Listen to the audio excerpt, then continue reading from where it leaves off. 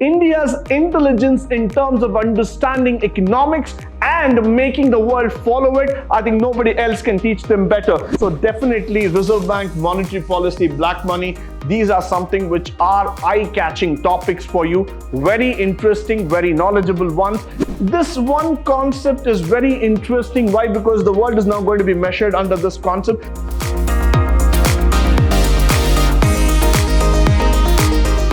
Good morning and welcome to the day 0 of pre-reforms of Indian economy in BCom first semester. This is the introduction class to the syllabus and to the modules.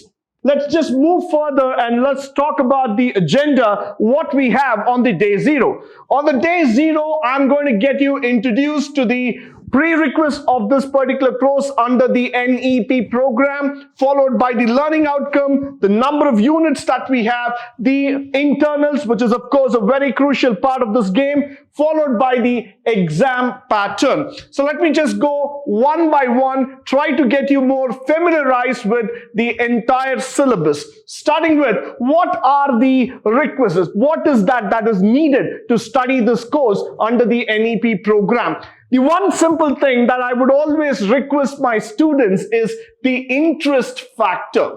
Many of us want to learn many things in this world. We want to go back and tell to our parents, to society, to the friends that I have learned so many things. But that learning starts with interest. You need to show interest in each and every activity that you involve. So I would also request you to please develop that interest towards economics. It's a fantastic subject which is going to talk about what is happening around you. So please develop that interest, and we will also learn the development in economics. So this is a course which you are going to develop your career, your mindset, plus you're also going to learn academically about the economic development. Moving further, what is the learning outcome from this subject? And everybody has got wild expectations, really high expectations out of each and every course that you are studying. So let me just go through and make you understand the learning outcomes from this particular subject.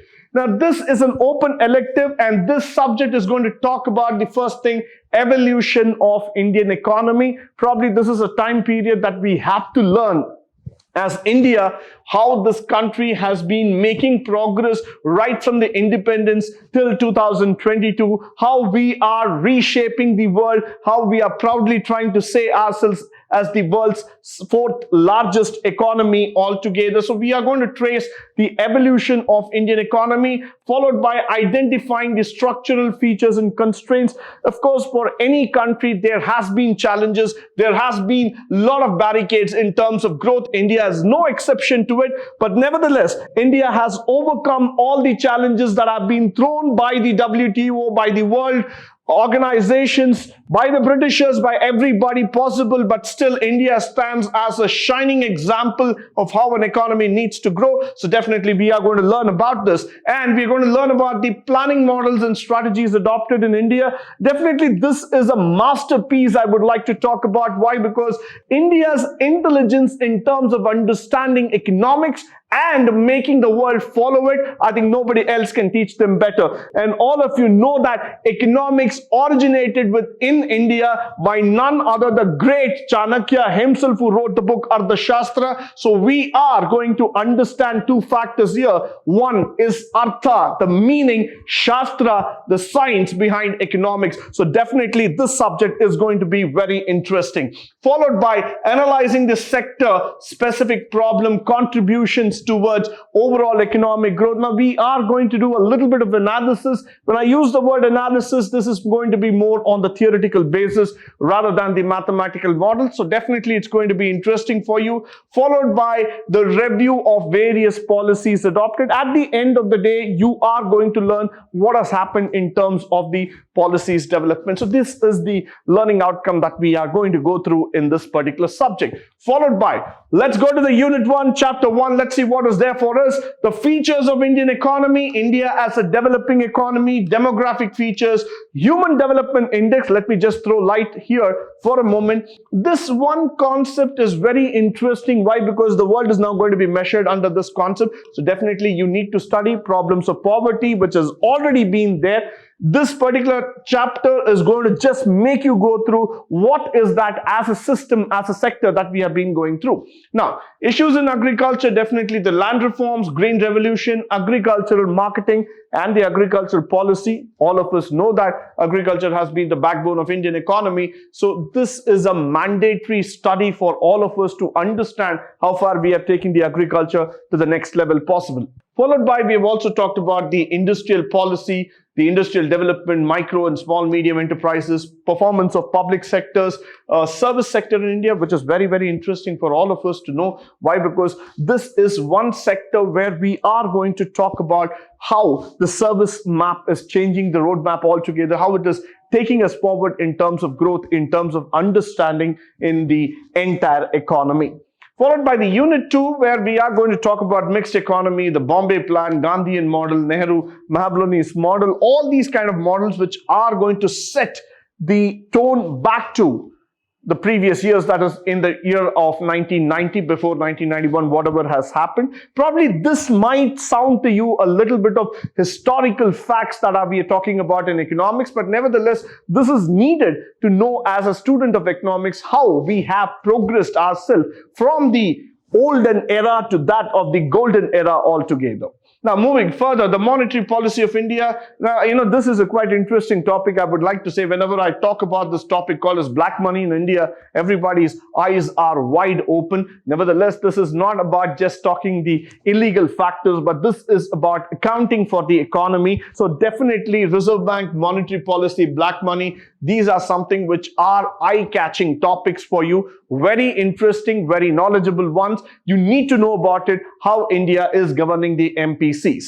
Followed by the fiscal policy, no doubt about it. Whenever you ask about expenditure, whenever we talk about a metro, we talk about airports, roadways, railways, bridges, all of you know that the Vande Bharat Express that is running in India. People ask this question, where is the money coming from? The answer to that is the fiscal policy. How much are we spending every year in terms of our budgetary expenditures to make this happen? So this is where we are going to speak about it. So definitely not to forget, this is a quite interesting topic that we are going to look into it. Followed by the Unit 3, Chapter 7, where we're going to talk about India's foreign trade. That is going to be very, very important. Why? Because the salient features of how it is happening, the volume, composition, direction of trade, the balance of payments that we are talking about, import substitution and protection. Definitely these are certain things that one has to talk about, because India is now becoming a global country, a benchmark that it has set across in terms of reaching as wide as possible. So what is India's foreign trade composition, how India has been doing in terms of balance of payments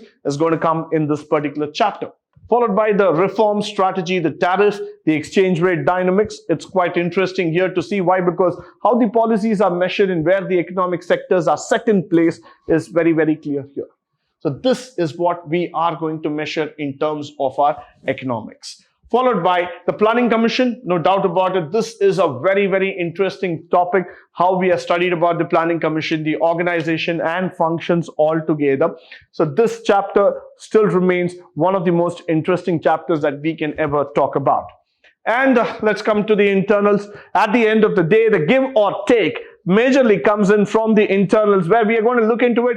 Unit 1 is for the first internals, Unit 2 for the second internals, and Unit 3 for the third internals. Very, very conveniently divided altogether. And what do I carry back? I carry back 30 marks for each of the internals. And now the internals is based on a 1.5 hour test that you will be writing. And this is going to be something very, very important. Why? Because imagine 30 marks directly coming in from this. So the weightage that's going to be given under NEP for the internals, which includes both your written as well as the class assessment and valuation, that's going to carry a huge weightage. I know the total weightage is around 40 marks. 30 marks is going to come from your written test, that is your internals. And another 10 marks is going to come from the various assessment. So I would say right from day one, please put in your best efforts.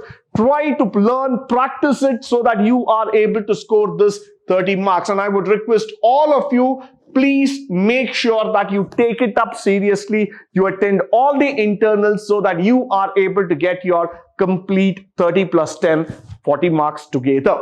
followed by the question paper pattern that we have been talking about. So now you know the question paper pattern is going to be for 60 marks. So let me just reiterate here. 60 marks is going to be your external examination. That's your semester exam. 40 marks is going to be your internal examination. That's where your internals and assessments are coming. So now we're going to talk about this 60 marks here right away. The 60 marks, the pattern is something like this. Part A you have for 10 marks. Part B you have for 30 marks. And Part C you have for 20 marks. That leads to a total of 60. Now the 60 marks is very easy to score unless and until you have put the right effort in the right direction altogether. So I would suggest each one of you who are taking up this course very, very clearly and seriously, please do make an effort to score the maximum as far as possible, because that is where you will be able to get better credits, better score, and with that you will be able to progress through your NEP program, whichever you have selected, in the best way possible. The books for reference are given here. These are all these best books that have been told for you. We have the Indian Economy publication there. We have Mishra and Puri. We have Kapiloma, Bardhan, Jalanbi. All those things are the best ones. I would like to talk about it. These are quite huge in terms of the expansion, understanding of the economy. But nevertheless, this is needed. This is what has been the reference that has been given by the NEP committee. Followed by, I would like to say a very big thank you for all of you for joining me today on the Day 0 Introduction to Syllabus and to the various modules. In the upcoming sessions, we are going to learn about the various chapters and units in the pre-reforms of Indian economy. But until then, stay tuned, stay blessed, and stay enlightened forever. Thank you once again for joining me today on this wonderful session.